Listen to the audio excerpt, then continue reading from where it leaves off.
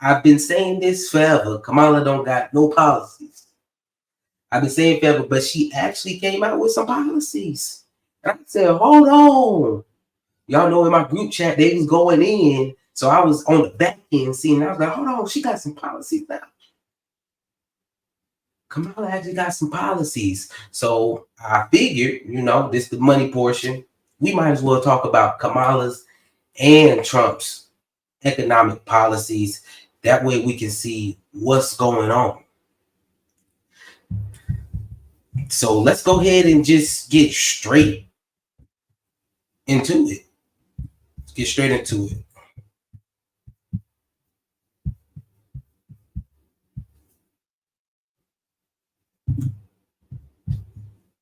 Let's get it.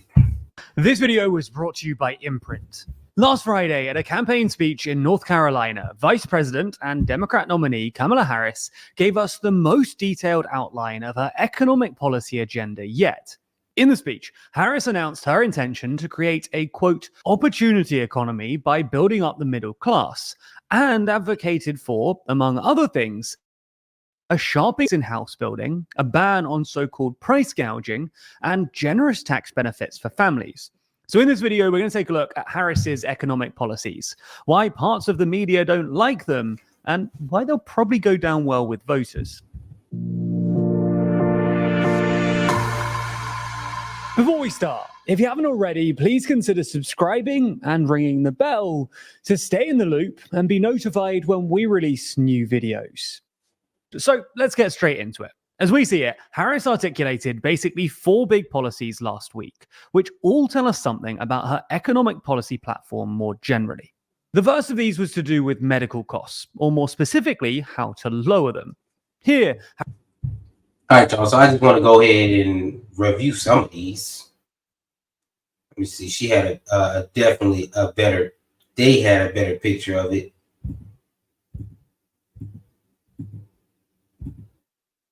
There we go. Lowering medical costs, supporting families, food price reduction, and then housing issues.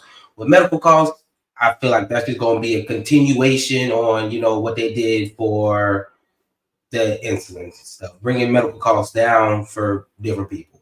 Okay. Or really it was older people, it was all older people that affected. Good for them. Support families. This is the child credit that she has going on. She wants to bring back the child credit that they had going on during the pandemic. And then she also wants to give a $6,000 tax, reduction for first year of a child's life. Food prices, she says there has been, companies coming together to up food prices, so she's going to fight that. And then the housing issue, she's going to build more houses, and then she's going to give money to first-time home buyers. Let's continue to do this thing and keep this moving. Most of these was to do with medical costs, or more specifically, how to lower them. Here, Harris wants to accelerate and expand a Biden administration effort allowing Medicare and other federal programs to negotiate with drug makers to lower the cost of prescription medication. This is sort of what happens in the UK with the NHS, and the thinking here is that the federal government will be able to negotiate the lowest cost from drug makers, because the size of a Medicare contract will incentivize drug makers to lower their prices. Harris hopes that these measures will cut the cost of some of the most expensive and most commonly used drugs by as much as 80% starting in 2026. Harris also said that she wants to cancel a further $7 billion of medical debt for up to 3 million Americans. Harris's second policy of... All right, y'all. When it comes to medical costs and lowering them, I do agree that prescription pills, the cost of them is ridiculous. Let's be real. There's no reason that you should be charging people this much to save their lives. At this point, it's cheaper to actually keep yourself from getting sick than to actually get sick and then heal yourself afterwards. I thought at this point, the government, it's not the government, private interest groups, they purposely, they want you to be in decline. That way they can give you the medicine at a high price.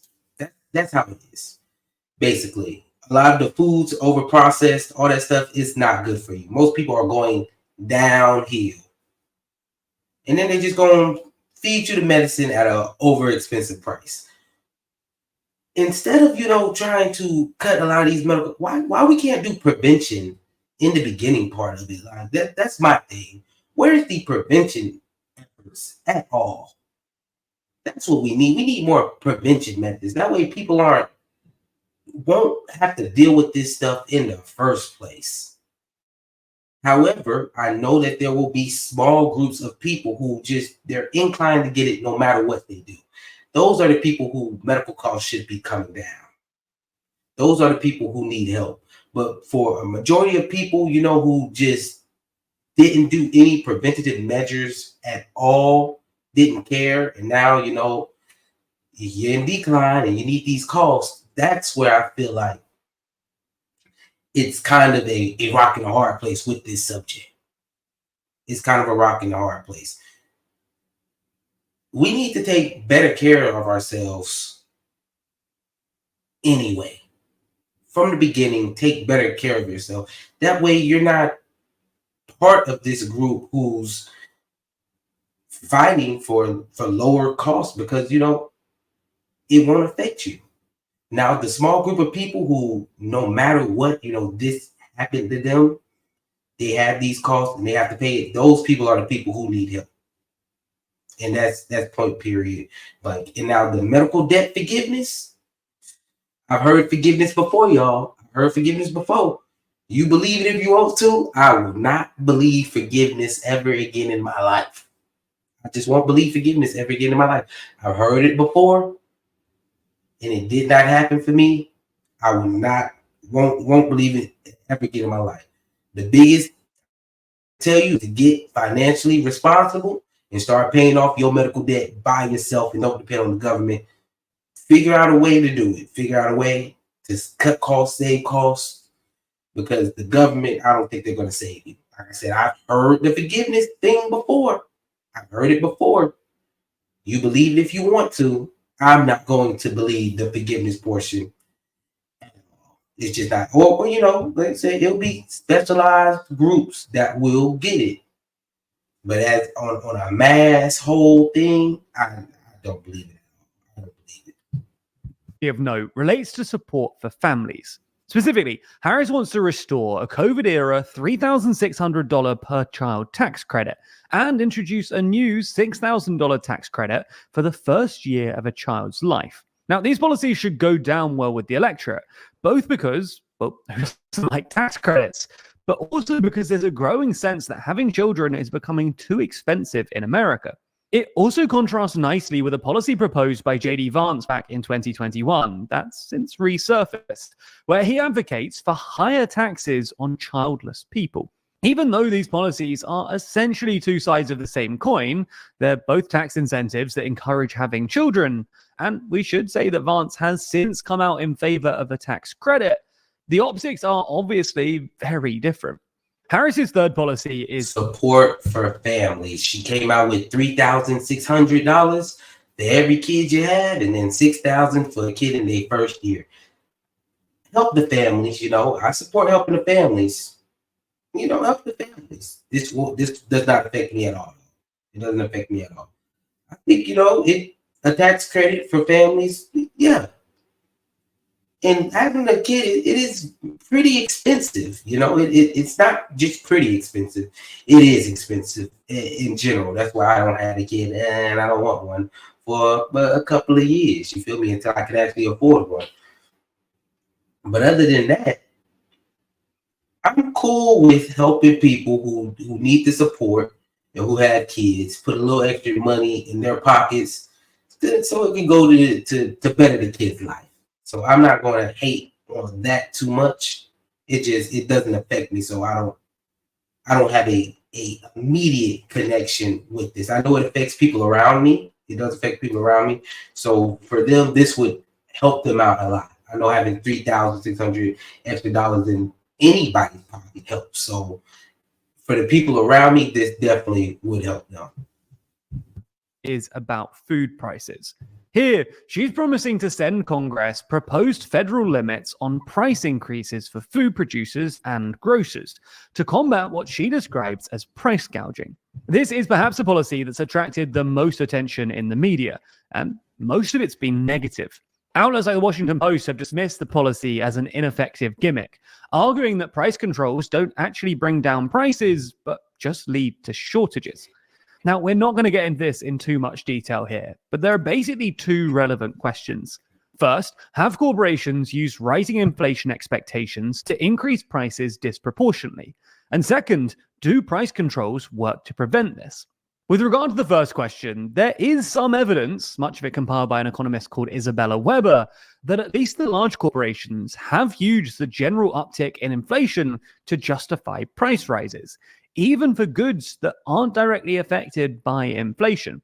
However, when it comes to the second question, it's also true that price controls have been tried at a state level in numerous American states, but have generally been pretty ineffective and have often resulted in shortages. This isn't to say that price controls can't work per se, but they're difficult to affect in practice. Anyway, Harris's forced policy. We got food prices, the price gouging that she's been saying that food companies have been placed on Americans. Y'all, I worked at Walmart during the pandemic. I've seen how the supply chain of Walmart 1,000%. I'm talking about we were getting things in every day, but it wasn't enough to feed everyone who was coming around to go to this Walmart. It was like the biggest Walmart around. So our shelves were empty for weeks just because the supply chain couldn't keep up with it. So yeah, I mean, if you know economics, you know supply and demand means if there's high supply for something if there's low supply of something with high demand of it, the price goes up. That is what it is. But after the pandemic, I don't think the supply chain has honestly gotten too much better. Even in the industry I'm in, because now I'm in warehousing, we can't get things for sometimes weeks to months out. So the supply chain in my scope of things hasn't gotten much better.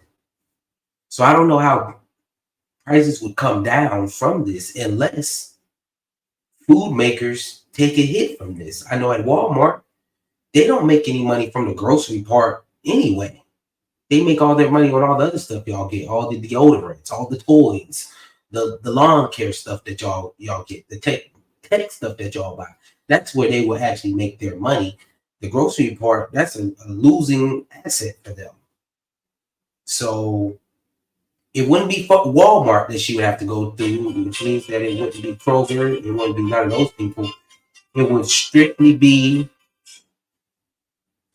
I feel like, P&G, Procter & Gamble is who you got to go to. The people who are actually making food. That's who you have to go to. This one, as they say, it may lead to more shortages than anything. Because I feel like if you told me I couldn't have my food at a certain price, I'd just stop making it too, especially if I'm not making no money. So that just is what it is. Let's get to her last economic policy. Policy has to do with housing. While Harris has proposed some demand-side remedies to America's housing crisis, including up to $25,000 in direct support and a $10,000 tax credit for first-time buyers, most of her political attention here is focused on supply-side measures aimed at increasing house building. These include a new tax credit for builders of homes sold to first-time buyers, the repurposing of some federal land for affordable housing, and a wider deregulation of the housing market to make it easier for developers to build. So, those are Harris's 4 specific policies. Hey, hold on. That last one I might can get with. What they said, She trying to build more homes. I get into that phase now, y'all, where I might need to start looking for a home. You feel me? I might need to get away from home. But she gonna give me stuff on my down credit for being a first time homeowner. Hold on now. I might can rock with that. Y'all know I have trust issues now though. I do have trust issues. I've been damaged at this point because I have trust issues when someone tells me that they're gonna give me money. You feel me? just give me money straight like in a lump sum. Just give me money. I have trust issues because my student loans didn't get forgiven, and that's the one reason I voted, y'all. That's the one reason I voted. I voted on one topic last election. Student loans was the only topic I voted on, the only policy I voted on, and I have trust issues voting for that one policy now. I ain't gonna lie to you, because if it don't happen, I'd be hurt. So but I do see that one working. I think I need to move to the other side though. I think I need to be the one building the house at that point. Deregulation and tax credits for building homes and giving it to first time home buyers. I don't know if I'm there yet. I don't know if I got that much in the bank yet, but that could help a lot of people out on the business side if you in the housing, in the building houses. But yeah, those are her policies. Let's see what else goes on. But what do they tell us about her economic instincts more generally? Well, the first thing is that Harris is clearly aware that inflation and the perception that the Biden administration is responsible for inflation is a problem for the Democrats, which is why all of her policies are explicitly about bringing down costs for consumers. Polling suggests that voters hold Harris less directly responsible for inflation than they did with Biden, and Harris is clearly trying to reposition herself as an anti-inflationary candidate, fighting for ordinary Americans and consumers against big corporations in a way that Biden just wasn't able to. The second big takeaway, as we see it, is the continuation of Bidenomics, albeit with a slightly different emphasis. Again, Bidenomics was defined by two things. The first was a total disdain for deficits. The Biden administration spent a lot of money, first on post-pandemic stimulus, which, by the way, has been largely forgotten, but was immensely successful at helping the US return to pre-pandemic growth trajectory sooner than basically any other large economy, and then on industrial subsidies via policies like the Inflation Reduction Act. These weren't accompanied by equivalent tax hikes, which means that the federal government has had to borrow an awful lot of money, and the annual deficit is now nearing 7% of GDP. Like Biden, Harris is keen on spending a lot more money, although on social policies rather than industrial policies, without equivalent tax hikes, which means more borrowing.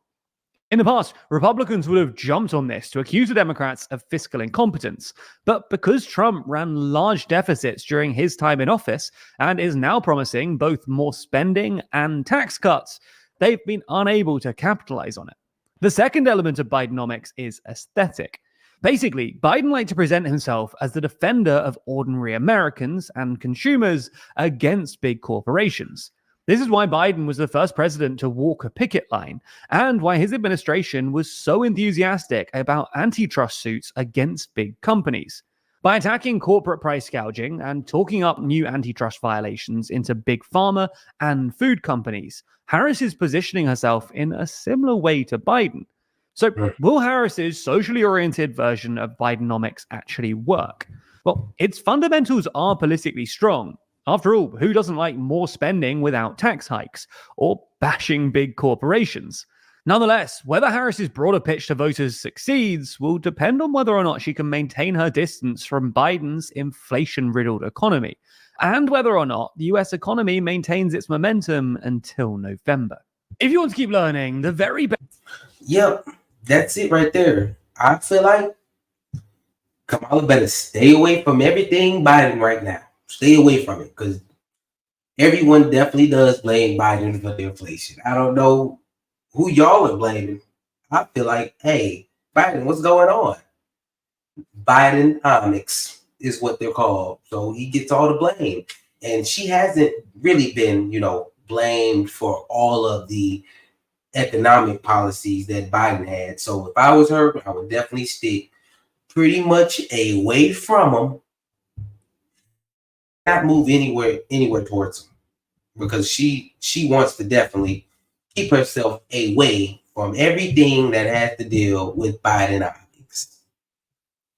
She's also moving more towards, I feel like, the social aspect, like they said, the social aspect, how it affects people in their lives, other than putting them like, okay, corporate giants versus people. She's going directly into the social aspects of people's lives. I mean, I feel like I've seen it before, when politicians go after the social aspect of things, but do they work? Are they going to work? Are they going to put in the laws to affect that? Who knows? Kamala's policies, y'all, that is what they are. That's what we're getting. I feel like they will affect a lot more people than they will affect me personally, especially when it comes to lowering medical costs, that is on prescription drugs and getting rid of medical debt for people, as well as the child care stuff that she's doing, giving $3,600 to people, to families with kids for each kid, and then $6,000 for the first year of their lives. Then food gouging,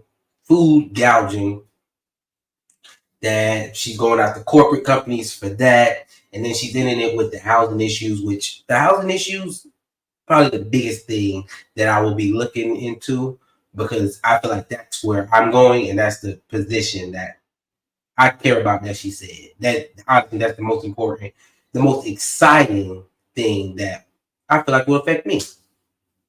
So with that, make sure y'all like, subscribe, and leave a comment. Let me know what y'all feel about it.